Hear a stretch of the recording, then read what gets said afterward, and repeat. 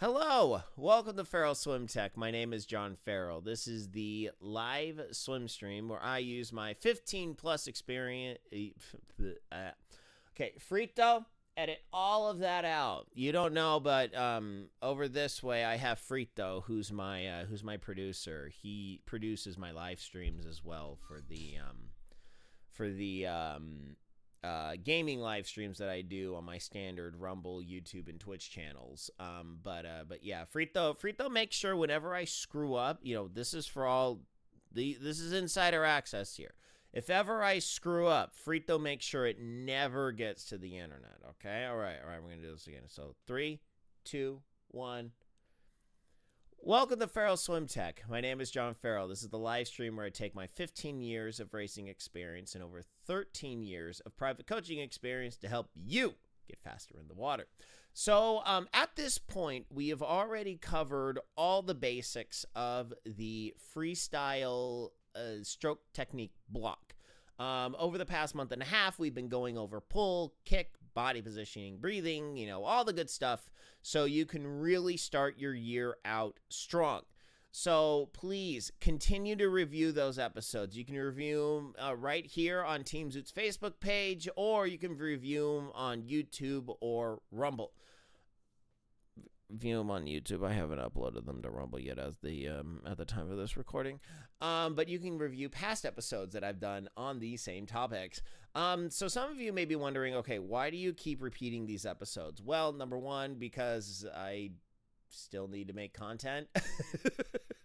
Okay, let's be honest. But number two, we have new people come in and cycle through all the time.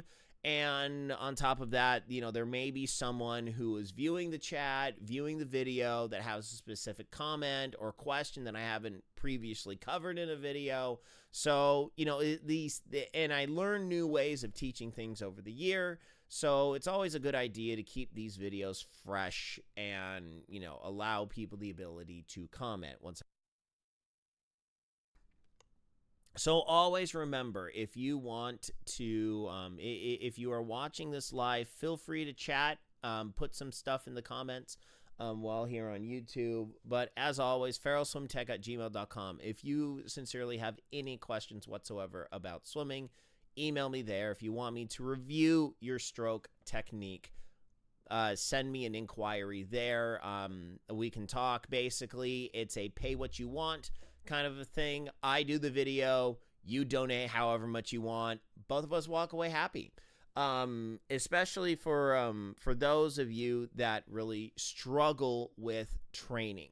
Now, I've talked about this before. I truly believe if you're slower than 145 per 100, hyper-focusing your training sessions on learning technique is going to be your most efficient way to go. Think about it this way. You swim 2 minutes per 100. How many times can you do that in an hour? Okay? The max you're going to be able, if you swam continuously at 2 minutes per 100, you can only swim for 3,000 yards per hour. That's the maximum you're ever going to train. The absolute maximum you can ever train. Okay? So if you go faster than that, you'll be able to get more yards per hour. Now, some of you are going to say, oh, why would you do that? Okay, usually your average training session, you're moving about half the time. Maybe about half the time, maybe a little over half the time. I should have looked this up before, but typically when I do training sessions, I'm doing sessions with a club team. I legitimately just hop in and swim with a bunch of teenagers. Like those are my workouts. That's, maybe like once or twice a week I'll be able to do this. Now actually, like maybe once a week. Now, let's be honest here. I don't get to train swimming that often. But typically, it's about half and half. Half sitting on the wall, half swimming. I mean, very rarely do I get the opportunity to really let loose. Oh, yeah. It's coming. Do apologize. Very rarely do I get to train like I used to could back in college, where we were cramming 8,000, 6, 7, 8,000 yards within 2 hours. So, but even then, that's still 3,000 yards per hour. But that also includes a massive pulling set and a massive kicking set and warm up and warm down. So essentially, we're cramming roughly about 6,000, 5 to 6,000 yards within about a single hour. Okay.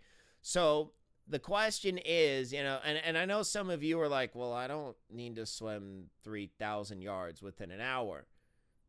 But then if you take only 50% of that, okay, so imagine you're doing a standard swim set and you're going about 50 minutes moving, or 50% moving, 50% stopping. You only got 1,500 yards then, because you only have 30 minutes. And then if you're swimming 2 minutes per 100 for 30 minutes, that's 1,500 yards. So you're severely limited in regards to how much you're able to train.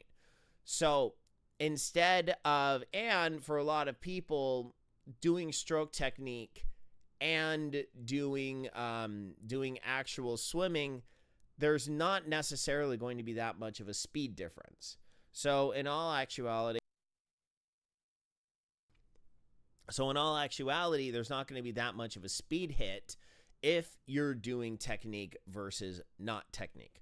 So that's why in these videos, I highly, highly, highly recommend you pick one for your workouts and start to work on these workouts. Start to work on, so work on pull training, work on dryland pull path training, okay? Grab the brick, bring it to here. Grab the brick, bring it to your belly button. Do those things. Do the dryland muscle memory thing. Start to work on learning how to put your hand in the right position on dry land, so that when you get to the water, the muscles, the muscle activation is very similar. So learning through the dryland stuffs that I've done is exactly how you're going to want to start working on your workouts. Now, the next big thing is training pace, training intensity. Now, I have told you, focus most of your workouts on training, on the stroke technique idea. So the other portion of your workouts, and I would say that's going to be at least 50% of your workout, is going to be hyper-focused on stroke training. The other portion of your workout needs to be working on pushing hard, okay? You need to be working on your upper end, because here's the thing. It's so easy to get caught in a rut. It's so easy to get caught in, okay, well, I'm training to swim an insane amount of yards. And yes, I understand. Those of you that swim 2 minutes per 100, swimming a 500 is really, really, really daunting. It is daunting. 500, 750, 1,500, 2,000. For those of you that are not good swimmers at all, shoot, even swimming a 4,000 for me is like, yikes, man. I had to swim a 4,000 if I did a full distance Ironman. That's not swimming a 4,000 for someone like me that doesn't actually work out swimming that often. Technique can only get you so far, okay? Technique can get me through a 200 in record time. Technique can get me through a 500 with barely any issues. I can do a mile without wanting to die. I can do a 2,000 is basically a mile and change to me. So swimming a 4,000, okay, that's serious business. I would have to actually train to do that one. So I understand when some of you, and you may be thinking, oh, well, you're just some expert swimmer. You don't. No, I get it, man. I do the bike and run, guys, okay? And I'm a mediocre runner. I'm a very mediocre cyclist. So it translates between the three sports. I do feel for you people. Now, What you need to do, though, is you need to push yourself. You need to, in the water does not add to your training load like running and cycling does. There is a local Team Zoot member. I'm blanking on your name. I do profusely apologize. But he used to be a swim coach in Orange County. And funny thing was, I did a training ride with him and down at Benelli Park. And he was like, oh, wait, didn't you, weren't you a big time swimmer back in high school, like early 2000s? I was like, yeah, my whole family was. He goes, I actually remember you guys. I remember watching you guys, reading about you guys in the San Gabriel Tribune. I'm like, yeah, that was all my mom's doing. My mom made sure to get our box scores into the local newspaper. And she made sure that that we got front page. I got front page on sports my senior year for the swimming preview. So yeah, so I was kind of a big deal around here. But he told me, he's like, yeah, triathlon training's not like your swim training that you're used to. You can't just go all out like you used to could. I'm like, you know what? You're kind of right. We used to go all out, like really hard, but we did. I mean, we didn't go all out, but we went pretty hard, very consistently. Like our Tuesday and Thursday workouts were just murder. Monday afternoon was our test set, so that was a hard workout. Friday was kind of more hit or miss in terms of intensity, though. But then the mornings was always running. And then mostly it was stations, so like vertical kicking, monofins, bucket sprints, stuff like that. So I was used to consistently heavily training, and he goes, well, it's because the water buoyancy actually reduces the amount of stress that is placed on your body. So you're able to push your body harder, longer, without a lot of risk of injury. So my training tip for you guys, your tip number one is you can go harder than you think. And what we're going to do today, right now, is we're going to talk about training paces. So we're going to talk about how to develop your training pace, what to base your workouts on, how to base your workouts, things of that. So I think one of the fallacies of swim training is not using actual times for your training. I think most people are done a disservice when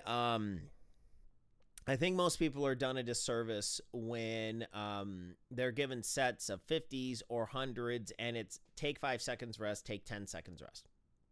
The reason why I think this is a disservice. Now, full disclosure, this is what Form Goggles does. Form Goggles does this.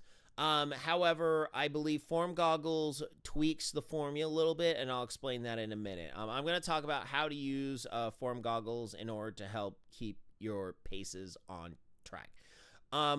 But when you're only said, okay, rest for 5 seconds, rest for 10 seconds, rest for 15 seconds. Okay. So essentially you're asked to do rate of perceived exertion. And quite honestly, that doesn't translate too well in the water unless you really, really, really know what you're doing. And the reasoning is, sorry, yawns are getting to me today. The reason is rate of perceived exertion in the water. It doesn't work too well if you don't know what you're doing, because you're not exactly able to push with the right amount of force.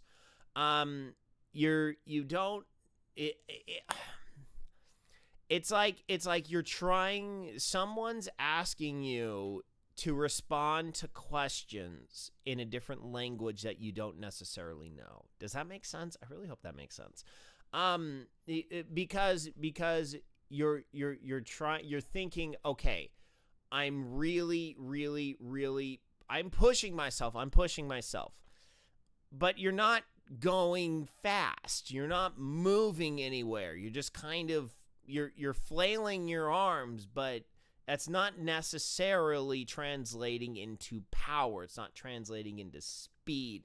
And that's kind of the overall problem I see with a lot of people with adult onset swimming, where it's hard for people to track and improve their metrics. Now people are saying, well, I use Form goggles. Well, I use a Garmin watch. Well, I use this. Well, I use that. Unless you really know what you're going per 100, the real-time feedback is what you're going to be wanting. You're going to want to figure out what is my pace per 100, okay? Now, for full disclosure, I have a couple different paces that I use. So if I'm swimming hundreds, I want to be around a 105 per 100. If I'm swimming 50s and or 100s, I want to be somewhere around a 105 per 100. So for 50s, that means I'm going about 30, 31, 32, somewhere in there. If I'm going at 50, I want to be sub 30. If I'm going a set of hundreds, I want to be somewhere around, like I said, sub 105s. If I'm doing a 200, I want to be somewhere between 105 and 110 per 100. So that translates to about 210, 215 for the 200. 500s, I want to be somewhere around 110s per 100. So that translates into about a sub 6. If I'm doing a pool swim, 500. No, it's more like somewhere between 6 and 7. So that's about 110, 115 per 100. And then if I'm swimming a mile, it's somewhere around 115-ish per mile. So I basically know and understand what I want to be doing when I'm in the pool swimming. So how do you determine what you should be when you're swimming? Now, just for full disclosure, for someone like me, you may be like, okay, well, Ferrell, so what do you want to do if you were to get faster? Because I would love nothing more than to be back to where I'm cruising hundreds sub-minute. I'd love to be able to do sub-minute hundreds on repeat. How am I going to do that? Yardage. I would have to up my training yardage. I mean, I would have to consistently train. Where if I consistently trained probably 2 workouts a week, within about a month, I could be back at sub-minutes per 100. I could easily be back to sub-minutes. Because I was repping 500s on 56, 50. I was holding about 50. I mean, for a racing 500, I was holding about 56s, 57s back in college. So doing sets of 100s under the minute is a very feasible thing for me. I would just have to get my arms back to the place where it can handle that. So now what is it? How does this translate to you? How does me boasting about my swimming capacities help you? Basically, you need to figure out what your training marker. So how do we do this? Okay, so there's a couple different ways that you can do this. Now, how effective each way is, I don't necessarily know. It's kind of the difference between a ramp test and a sustained test for FTP on the bike. I'm trying to cross-translate this into other methodologies. So you can either do the broken method or the altogether method. So there is going to be varying degrees with the broken method, and you're going to need a clock for the broken method. You have to have a clock for the broken method. And the broken method is also going to be a guess. Okay, it's going to be a guess. Now, full disclosure, Garmin CSS. I don't know what that is. I don't know how to incorporate that into training. I don't know what it is. So if you're thinking, oh, I can just use the CSS on my Garmin watch, don't do that. I don't know what that is. That doesn't work for either of these methods.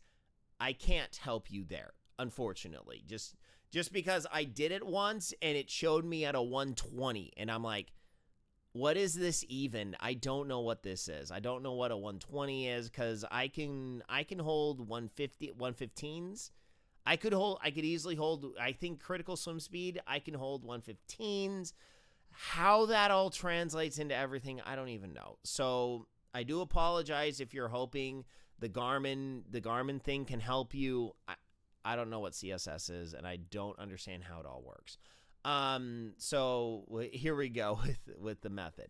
So method number 1 is actually doing the thing in the pool with as hard as you possibly can. Okay, if you're doing a sprint, do a 500, because an extra 250 is not really going to be that much of a bother.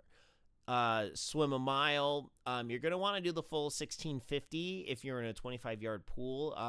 Just remember, feet and meters are different. So 1,500 meters translates into 1,650 yards. So if you're in a 50-meter pool, a mile is 30 lengths of the pool. If you're in a 1,500, if you're swimming in a 25-yard pool, a mile is actually 1,650. So that's going to be 66 lengths or laps of the pool. Laps and lengths are basically interchangeable for swimmers, okay? There's a lot of discussion I've seen on pathetic triathletes. Both laps and lengths of the pool are interchangeable. There's a really weird, complicated reason why lengths are called laps in swimming. Whatever, we call them I use laps and lengths interchangeably, so just to let you know. So swim the full distance. Now, if you're going for a full Ironman swim, just swim a 2,000. There's no real reason to swim a 4,000. If you swim the 2,000, your training pace will be pretty good. So basically, your lengths that you want to do, if you want to do the long method, is so a 500, which is 20 lengths of the pool, 15 mile, which is 1,650. That's 66 lengths of a 25-yard pool. And then if you're doing a 50-meter pool for a 500, it's actually 400. The 400 meter and the 500-yard freestyle are interchangeable. You train the same way for both events. So if you're in a 50-meter pool, swim a 400. If you're in a 25-yard pool, swim a 500. So 400 is 8 lengths of a 50-meter pool. 500 is 20 lengths of a 25-yard pool. So then the mile, the 1,500 or the 1,650, and then 2,000. There's in pool swimming, there is no 2,000. That doesn't exist in terms of a standard race length. So just swim a 2,000. If you're swimming a 2,000, it's going to be like an extra 200-ish yards. So whatever, doesn't matter at that point. So what you want to do is, and the reason why you want to do basically a time trial of this distance is because essentially when you swim this in a race, your race pace in terms of your triathlon is going to be different than what your all-out time is in the pool. So you're going to want to do a time trial. Now, here's the thing. You're going to want to take this a lot harder than you think. I'm going to tell you a story. Back when I was a freshman or sophomore in high school, somewhere around that time, I did a very, very dumb thing. I entered the 500 freestyle at it was Junior Olympics or Q's. I can't remember. I think it was Q's. So in age group swimming, you have Junior Olympics, and then the next level up is known as Q's, or Quad A, which is a national time standard. Basically, at this swim meet, I swam against Aaron Pearsall, who's my same age, and he already won the silver medal at the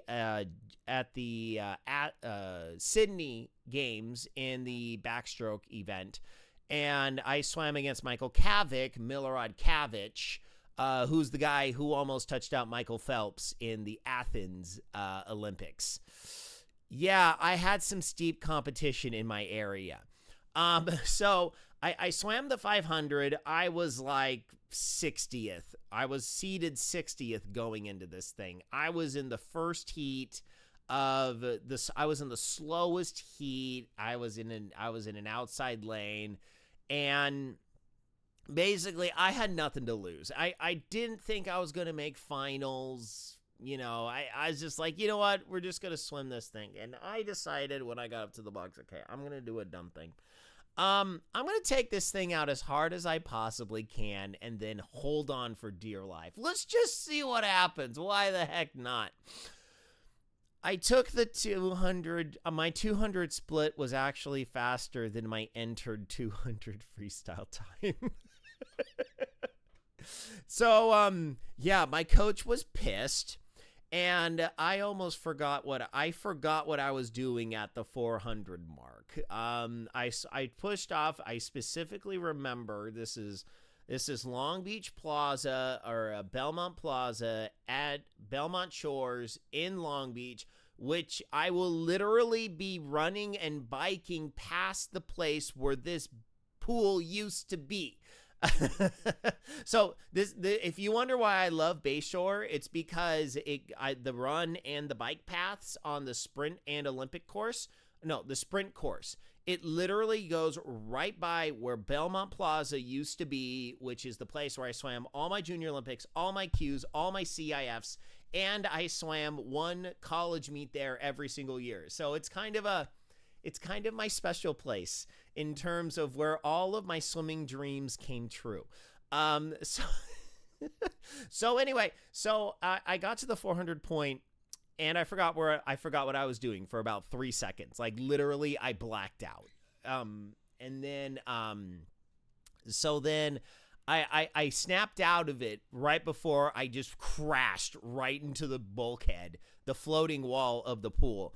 And then I finished and I wound up dropping like almost 25 to 30 seconds, which at that level is like insanity. I dropped like so much time. It was on the magnitude somewhere around 20 seconds, like 15, 20 seconds, somewhere in that range.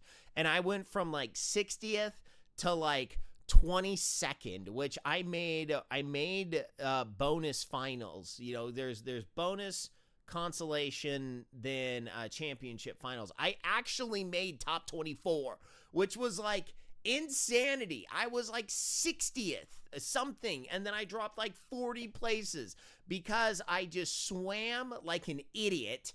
And I decided, okay, I am just going to go as fast as I can. I got out of the pool. I told my coach, like, Coach, I'm done. I'm going home. I don't freaking care. He goes, why did you swim faster than your 200 time? And I'm like, I don't know. I just hate everything. My body hurts. I want to die. My mom goes, dude, you made top 24. You made top 24. I was like, I was just like, I'm crying because I remembered how much it hurt. So basically, and then I went to finals that night, and then I added 8 seconds to my 200 freestyle split, to the 200 split. I added 8 seconds to that split. I only added 2 seconds overall. Okay? So I learned what my pace was, and my coach was there, and he was cheering me on, and if you've seen distance competitions, you'll see coaches look at time, they'll put their hands up, they'll be moving on, they'll put their hands down. So swimmers and their coaches actually have hand signals. They have their hand signals, and they know exactly what pace they want to go. The coach works with the swimmer. The coach says, okay, you're going to hit, you have 50, you're going to hit 56s, you're going to hit 56s the entire time. That's your pace. And he goes, you need to look at Coach so-and-so. Coach so-and-so is going to be keeping your paces. He's going to keep you on track. Watch for him. Watch the hand signals, and the coach will tell you, these are my hand signals. This is how I'm going to signal you. So this is how you're able to keep track, because about 50% of the time, we have no watches, we have no clocks, we have no way to keep our pace other than either A, knowing your race pace, or B, having your coach give you signals, okay? So when you're doing your time trial, number one, always go out harder than what you think is necessary. You die, okay? Don't worry about it. This is your own time trial. You didn't pay any money to do that, minus the gym fees. You haven't, this is a low stress situation here. So what you want to do is you want to set a day where you want to do this. Now, be a little rested. Don't be totally banged up to do this. Like I said, treat this like an FTP test. Don't taper for this, but don't do a stupid hard effort the day before, okay? Maybe do this on a Monday, on a day where you've taken your rest day, your programmed rest day into your training schedule, and then the next day do this test. And like I said, set it up to where it is what you want to do. Now, what I highly recommend is you bring a friend. I highly recommend you bring a friend or wear form goggles, because essentially what you want to do is you want to pick your ideal pace. Now, this is something either you've done before or what you're, currently averaging on your thing. And what you want to do is you want to knock off about 5 seconds from that. You want to knock off about 5 seconds on that, especially if you're doing shorter ones. Like if you're doing a 500, if you're doing a 500 yards, 400 meters, you want to knock off about 5 seconds for that pace, because this pace is going to be a lot faster than what you think. Now, if you're saying, well, but I only do sprints, I don't care. I want you to knock off 5 seconds on that pace, and I want you to start at that hard pace, okay? 9 times out of 10, it is going to surprise you what you're able to do. It is going to surprise you what pace you're going to be able to do. And there's no point in starting off on a slower pace. You start off on too slow of a pace, you're toast. You're not gonna... Negative splitting as a adult onset swimmer is very, very hard to do, and I absolutely don't recommend it. So what you want to do is you want to start with a pace that's 5 seconds faster, okay? And then you want to hold that pace for as long as possible. See what happens at the end. See how you feel. So what I recommend is either with form goggles, what you're going to want to do is you're going to toggle it onto free swim, okay? You're going to toggle it onto free swim, and then you're going to want to toggle it to track your pace per 100. So you're going to do the 500. It's going to clock your distance the entire time. It's gonna roll every time you do the turn. It's going to give you your pace, okay? Keep that pace. Really try to keep that pace, okay?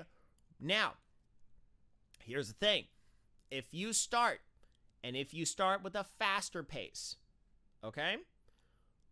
Whatever that faster pace is, hold it. Okay, that's the caveat to this thing. You want to think, okay, I want to hold an X pace, all right? You know what? I actually really need a drink. Hold on one second.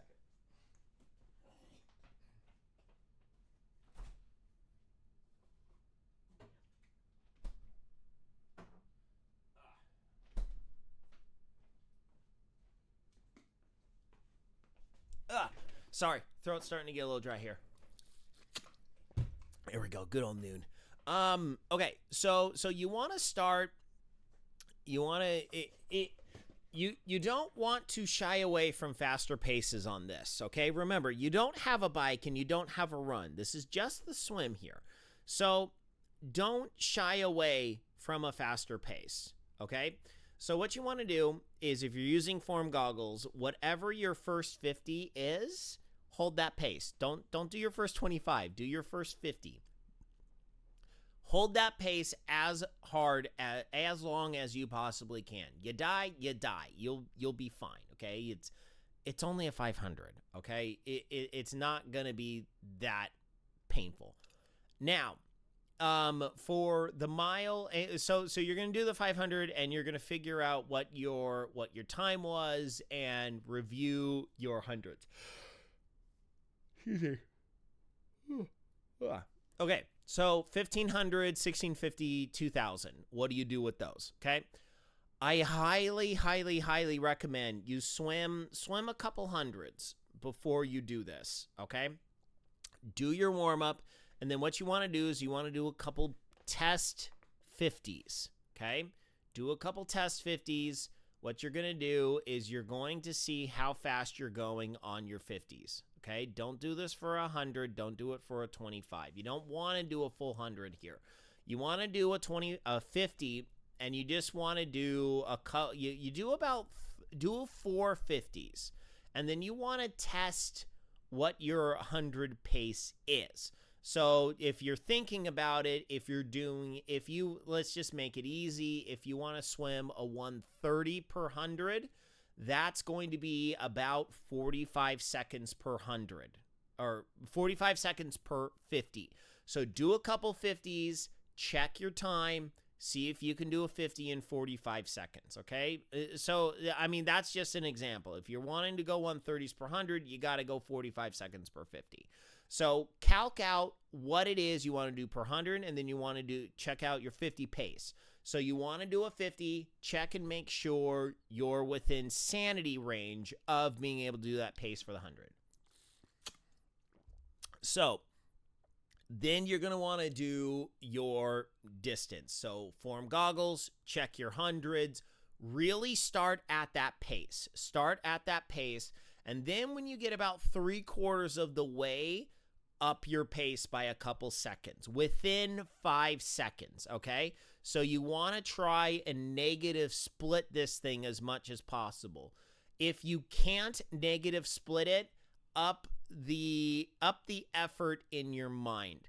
The idea with this is you want to be dead by the time you finish this distance, okay? You want to be completely spent by the time you do this distance, all right? You don't want to take this, you don't want to have the same mentality as you're doing a triathlon race. This is only swimming. This is your 5K. This is, you entered your local town's 5K for kicks and giggles. Shout out to Memorial Day, Glendora Memorial Day 5K Triathlon. It's run by a buddy of mine. If you live in the area, come on over for Memorial Day. It's a good time. We have donuts at the finish line from world famous Donut Man Jim's Donuts. That's also owned by a friend of mine. Yeah. Fun fact. So Donut Man Jim, Donut Man in Glendora, California, has actually been featured on Food Network. Alton Brown. Who else has been here from the Food Network crew? I can't remember who else has been here from the Food Network crew, but the guy who owns it, the guy who owns it now is an accountant, and his practice is literally next door to Donut Man. He's a good guy. He's a good guy. Love you, Todd. I actually trained his son swimming back in the day. I actually worked with 2 of his sons in the pool. They weren't that good. But anyway, I digress. So essentially you want to have you want to be completely spent by the end of this thing. So when you're about over the halfway mark, you want to up the intensity. You really want to start draining the tank halfway through the race, and you want to blitz that last 100. The last 100's where you blitz it, okay? So you want to get this time down as much as you possibly can, okay? So let's just say you go your time averages out to about 130 per 100, okay? Now, if you don't have form goggles, what do? Get a friend, okay? Bribe them with donuts. Bribe them with a burger. Bribe them with promises of chocolate milk, okay? Do what you need to do to get a friend on the pool deck with a stopwatch, okay? You want your friend to be keeping tabs on your hundreds, okay? And if at all possible, find a swimmer friend that has a lap counter, okay? Find a friend that's got a lap counter, because it is very easy to lose track of distance in a 25-yard pool. I've been there, okay? Oh, actually, I was watching the Utah State 4A championships. My niece was competing in those. And there was a boy who forgot what lap it was on a 200 freestyle in the championship finals. He botched it. No. I think it was top 16. It was consolation finals. But the poor kid, he was like seated the top, and he stopped at the 150 mark. I was like, oh!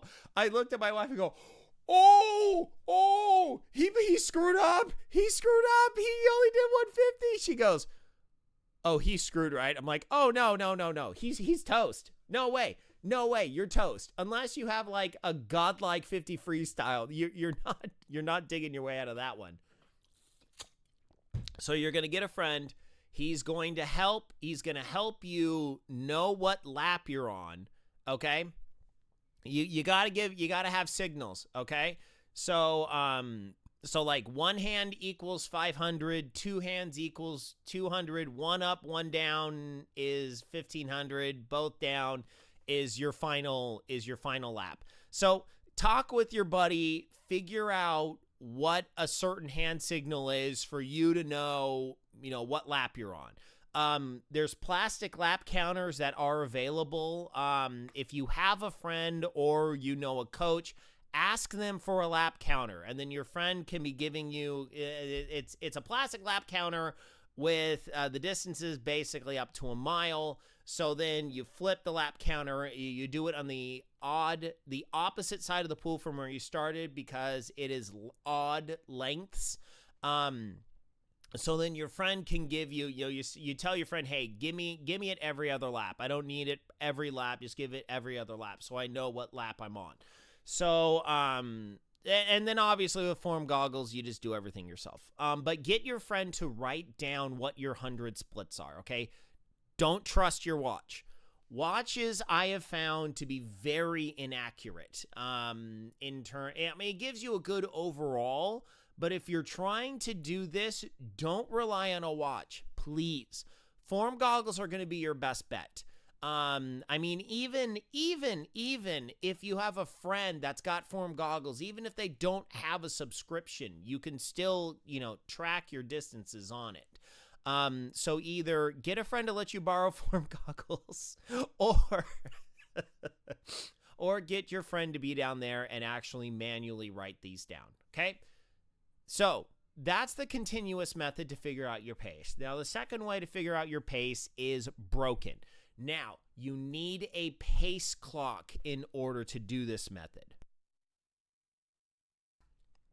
So you need a pace clock to do this method. So basically what you want to do is you want to do rounds of 5 100s, okay?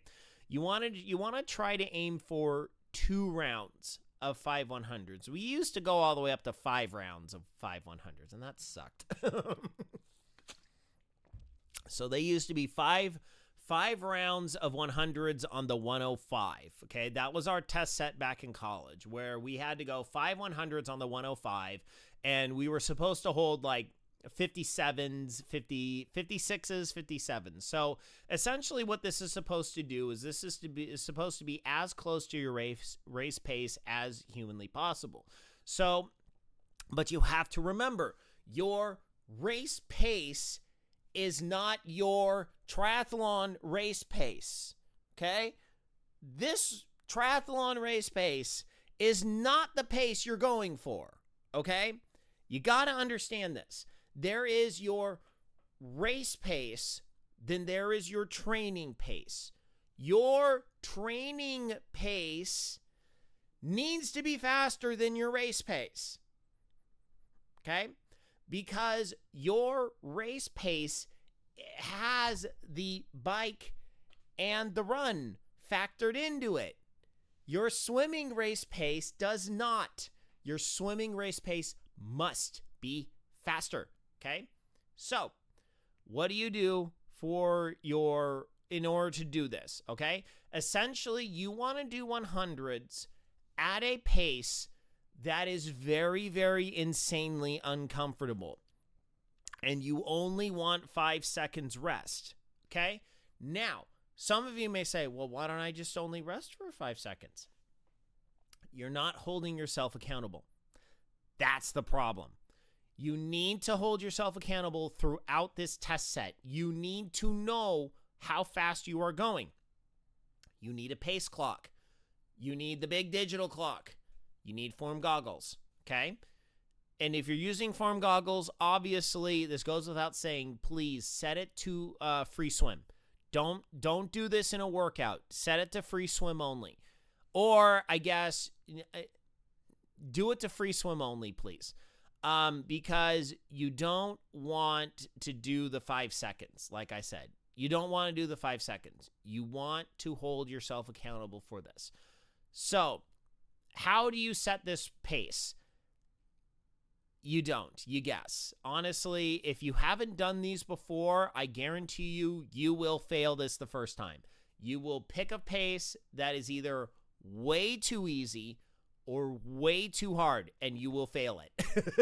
Okay? So you're doing 5 100s. Okay. So let's say your actual race pace is 130 per 100. Okay? You want to do these on the 120 per 100. Okay? You want to set these very, very, very hard. Okay? So you want to actually be going 120 per 100. That means you're going on the 125s. Okay? So like I said, race pace is 130.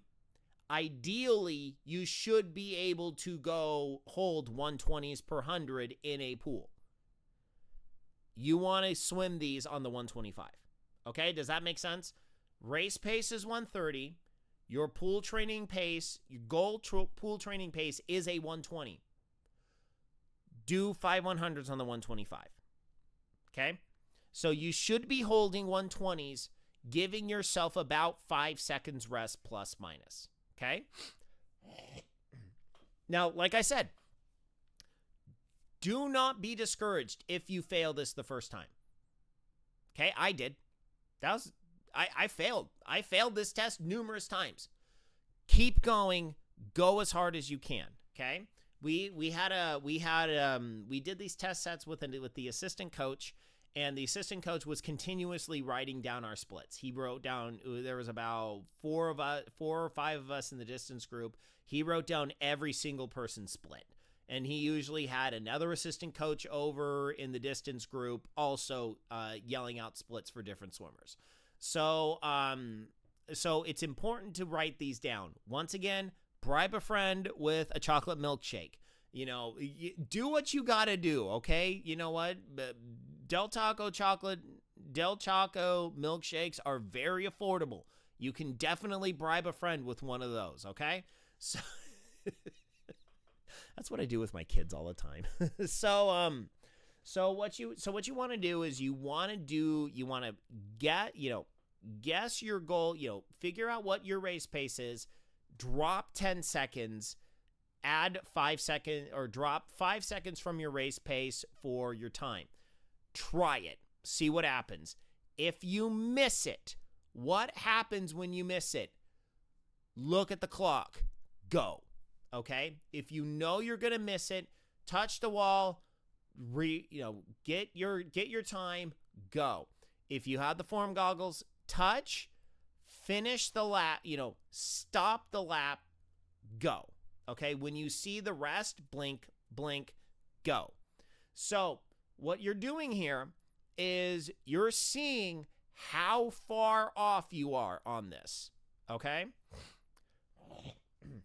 So let's say you shoot for 120, you're somewhere around the 22 to 20, you wind up going, you shoot for the 120s, you're going like 23, 24, 25s, okay? You're barely making these by a second or two. That's fine, okay?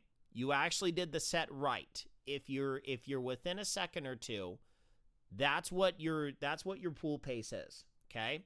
So then what you want to do is after that first round of 500s, swim 100 very easy. This is recovery. Absolute, very nice, very easy recovery, okay? And then you want to take about 5 minutes of rest. Do it again.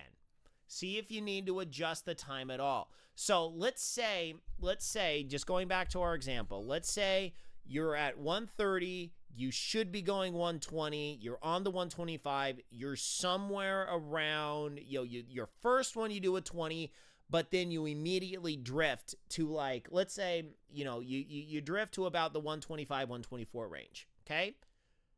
Go back off a little bit on that first 100. See what happens for the rest of the hundreds, okay? See what happens. So let's say you do 120 for your first 100, and then you go like 130 for your second 100. I've seen this, okay? You go out way too hard on your first 100, and then your second 100, you're already dead. You're already spent, okay? What happened here, okay? So you guessed 120, you're horrendously off, okay? Shift it, all right? Do 130s, go 125s. Now remember, like I said, this is a guess. This is just a scenario, okay? So, yeah, and I'm just spitballing all the different ideas that could, possibilities that could happen. So if you want to go 120, you go 120 on the first 100, and then you're like 130 for the second 100. What do? Go 125, okay? For your second round, go 125, all right? Start at a 125. So then you're going to be doing these on the 130, okay? Now, what happens if you say, okay, I'm going to go 120, and you wind up going 110s, okay? I like I said, some of you are really like, okay, so let's say you want to go 2 minute per 100, okay? So let's say you're a 210 per 100. You think your race pace is about 215 per 100. So you go 2 minutes per 100. You want to go 210 per 100, okay? Or 205 per 100. And then let's say your first 100, you go 2 minutes. And you hold 2 minutes, which is a lot faster than you thought was possible. You hold somewhere around 2 to 205, okay? Shift it down. Shift it faster, okay? So instead of holding 210 per 100, go 2 minutes. Try for 2 minutes per 100. Try, and if you're able to be rock solid at that pace, push it faster.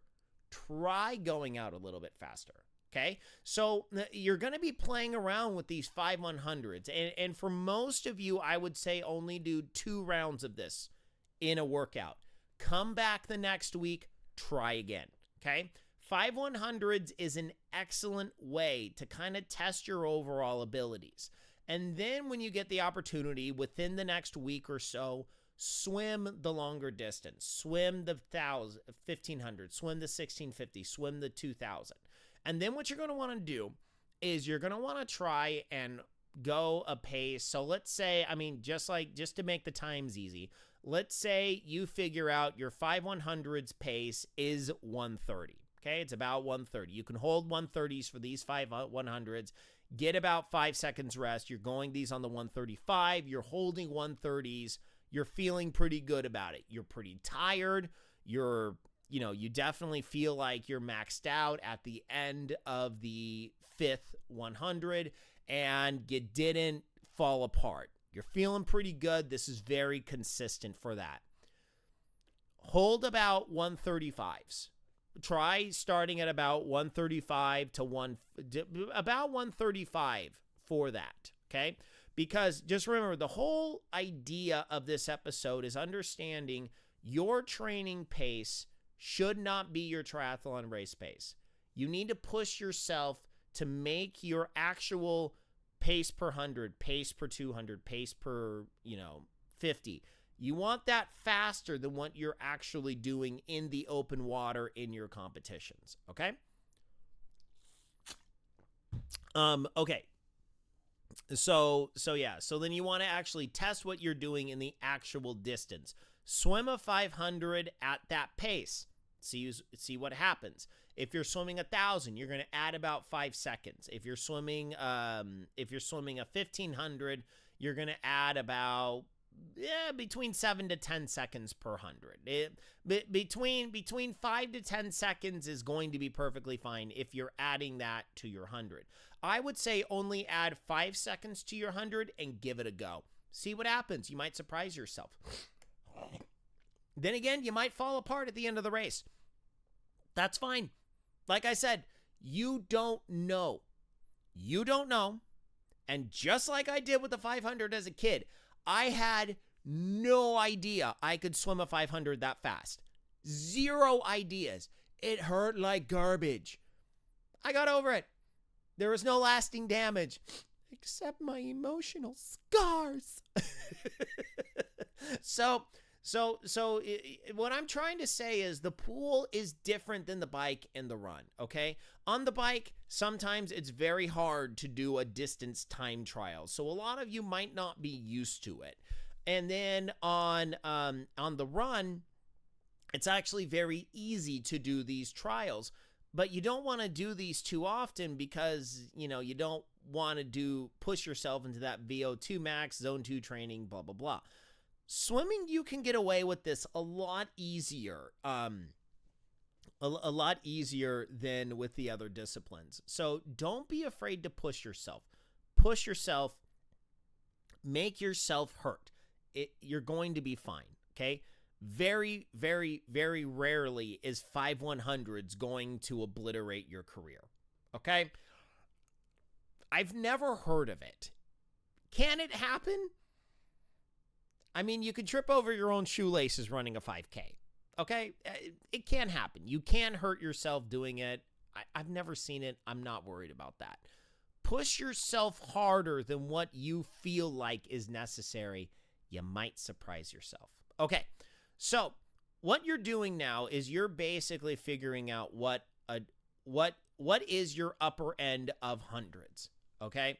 So let's say you do these 5/100s and you figure out your pace is 130. Let's say,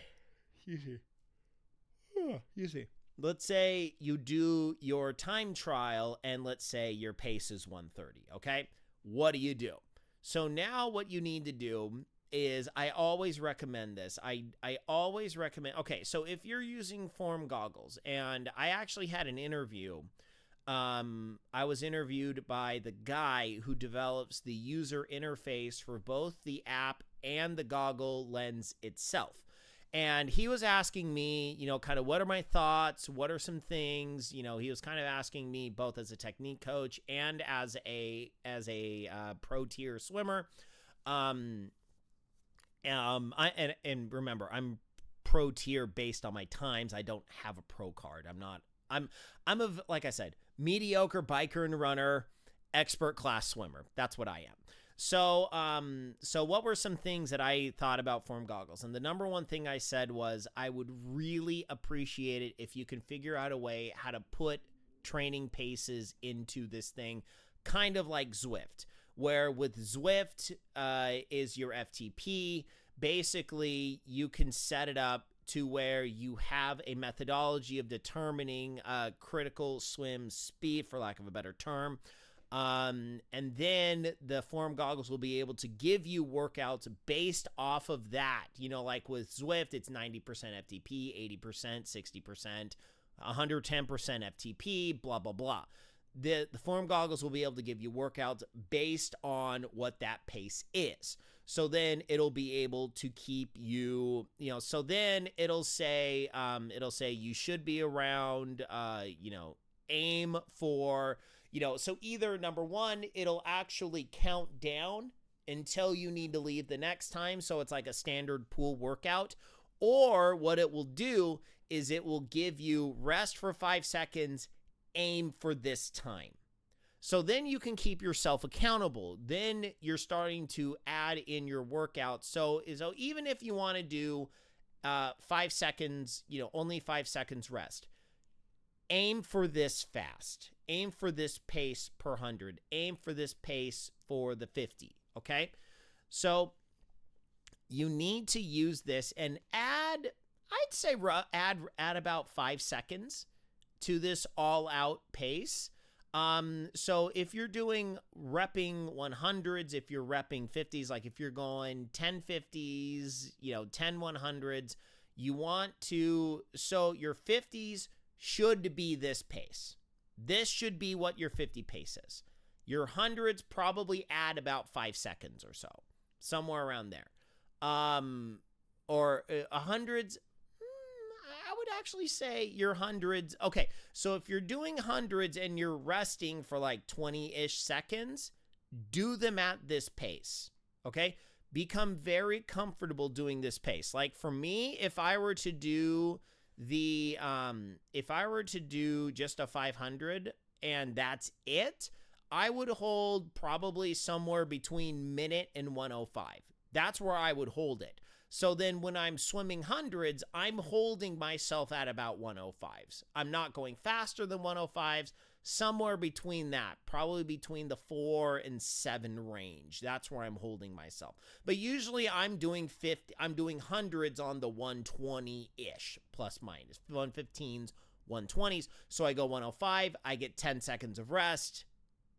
That's all I really need, and I can hold consistently 105s for a very long time if I'm getting about 10-15 seconds of rest. So for you, if you figure out your 100 for the test set of 5 100s is 130, hold those hundreds at 130. Okay? The 10 100s, 10-15 seconds of rest, hold them at the 130. Okay? If you're going, so if you're going and it says, hey, hold a hard pace, 125 per 100. You try and go 125 per 100. And if it's an all-out sprint, shoot for that 120. You probably can. You probably can. Now, how do you integrate this into your workout? Okay, so remember, 145 or slower, 50% at least of your workout must be technique focused. Okay? Incorporate, so what do you do with the technique? Don't worry about this for the technique, okay? The second half of your workout should be working 50s, should be working 100s, integrating what you worked on for the first half of the workout into the second half of the workout. So you're going to be doing yardage, you're going to be doing 50s or 100s, possibly 200s, okay? If it's 50s, you definitely want to be swimming at this race pace. Just incorporate, maybe I would say probably about 5 seconds, I would say about 10 seconds slower, okay? 10 seconds slower than what this pace is what you need to do with the, about 5 to 10 seconds slower is what you should do trying to incorporate whatever technique you've been working on. Focus on the technique. Move faster, just a little bit faster. We're not going crazy fast here, okay? Then at the end of the workout, you want to do like 2 100s or 4 50s, okay? You want to do 2 100s or 4 50s. Never do a straight 200. 2 100s or 4 50s at that pace with the new technique, okay? So what you've done is you've now spent 50% of your workout focused on technique. Arm position, arm pull, arm pull with the catch, with the snorkel, doing all these things to hyper focus on allowing yourself to move water faster, okay? Shortening your kick, making your kick much smaller, things of this nature. These are the things that you're going to focus on that first half of the workout. So then the second half of the workout, you're going to be doing 50s, 100s, stuff like that. I mean, maybe you do 25, 50, 7,500, 75, 50, 25. Okay. Do a pyramid. Do things like this, do things that'll add some yardage into your workout. However, you want these to be slower than what this pace is, 5 to 10 seconds slower, somewhere around there per 100. And then the last thing you want to do is you want to have time for 2 100s or 4 50s. And you want to go hard. You want to go at this pace or faster. If you're going 50s, go faster. If you're going 100s, do them at this pace. Incorporate that technique you've been working on this entire workout into that elevated effort at the end of the workout, okay? Hold on to that technique as long as humanly possible until you break. You're going to break. You're going to lose a technique. Your technique's going to go to garbage. I guarantee it. It happens all the time. You're not the first. You're not the last, okay? I always do this as a test with the kids that I work with. If we really focused on one piece, I go, okay, sprint a 25 with this. Let's see what happens. And then they do it. I go, okay, it fell apart, all right? You got to work this into your muscle memory. The longer you work on a piece of technique, the more it becomes a part of your lexicon. This is a foreign language, okay? You got to practice with the language until you're able to speak it fluently. You got to work on the technique until it becomes a part of you. So that is a very lengthy discussion about training paces. So I hope this was helpful. I feel at times, and I understand this is very early in the morning for a lot of people. A lot of people are at work or literally just waking up or getting their training in.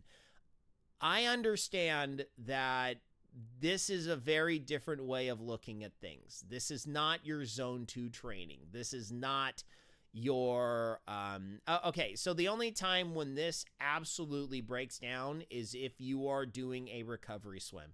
If you're doing a recovery swim, throw this pace out the window. Don't even worry about it. Nice and easy. You probably had a hard run or a hard bike the day before. If you specifically have a recovery swim, maybe do 100 at the end at this pace, okay?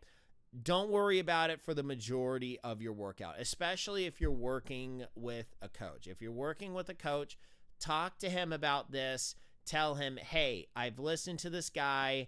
What do you think? Always, as always, if you're paying for a coach, I don't want to supersede your coach. I'm trying to give you additional ideas and stuff like that. Talk to your coach about this. See if, hey, you know what, coach, I've listened to this guy. He's a pro tier swimmer. This is what he's talking about. What do you think? Should I try this? Should I integrate this? I feel like maybe I can go faster than what I'm going right now. What do you think? Not a bad idea to have this be a discussion with your coach. And remember, if you made it this far into the video, fantastic. If you want me to be your swim coach, talk to me, ferrellswimtech@gmail.com. I still have 2 spots that are open. And if you're wondering if this is a gimmick, some sort of sales gimmick, no, literally, I only have 2 spots open and there is no one signed up. So if you want me to work with you on a hyper technique focused swim training regimen, email me. $100 a month, 2 video chats a month, 2 video chat swim technique reviews a month, and dryland workouts, dryland stretching, and in-water workouts for a whole month, $100 a month. That's what it gets you. I'm trying to get this idea off the ground. You are my guinea pig. $100 a month for personalized swim coaching.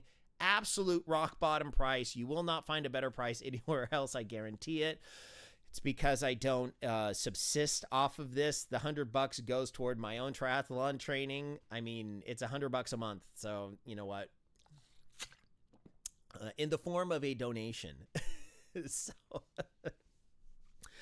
yeah. So if you're interested, ferrellswimtech@gmail.com. Also, you need to be willing to spend $80 a year on Dynamic Triathlete, because there will be mandatory stretching, mandatory 15 to 20 minute stretching involved with this program. I am a huge proponent of flexibility. I believe flexibility is a huge part of swimming. If you want to get better, increase your range of motion, dynamictriathlete.com, offer code SWIM for 10% off. 10% off. It's about $80 a year, $8 a month. Yeah. Hold on. There we go. So as always, Dynamic Triathlete, they are a great partner for the stream. I need to get their logo. Up here somewhere. Yeah. So anyway, private coaching, ferrellswimtech@gmail.com. If you are interested, I'll give you all the nitty-gritties there. So hopefully this helps you. Next time we're going to tackle race pace. Next time. And, how do you incorporate race pace training into your regimen? So race pace will be next week. This week was your training pace. So remember, race pace, training pace. They're different. All right. Any questions whatsoever, ferrellswimtech@gmail.com, or hit me up down in the comments. Hit a like button so the people at Zoot might actually look at this and say, wow, Ferrell's popular. He's cool. So remember, this is a free service I do for Team Zoot. If you want to donate to this endeavor, ferrellswimtech@gmail.com. I'll send you the Venmo and or Zelle, PayPal links. I'll get you those. I don't feel good about posting them. So if you're interested in donating, email me. I'll send them to you. No problems. I just want to help you get faster in the pool. I want to help you get faster in the water. It's frustrating. I feel like I'm equipped to be able to explain this stuff. A lot of you have reached out to me via comments and via email. I do truly appreciate those of you that watch on a regular basis and you really find these helpful. You're the reason why I do this, why I wake up at 4:45 in the morning to get out here by 5:15 and be able to do these episodes. Remember, I choose this time slot. Zoot does not give me this time slot. I feel like UHF, where you're just kind of that random channel band on the TV, and it's like, who actually watches this stuff? And then you watch, you're like, this is amazing. By the way, shout out to UHF. That is a fantastic movie. Stupid. Anyway, I got to get my kids ready for the day. I got to get out of here. So thank you all so much for tuning in. Hope this helps. Leave some comments. ferrellswimtech@gmail.com for any and all stuff. Check me out on Instagram, YouTube, and Rumble. So I am out of here. Continue training, folks. Until later, my friends. Good night, Isaiah Norris. Wherever you are, I'm out of here. Goodbye, everyone. Goodbye.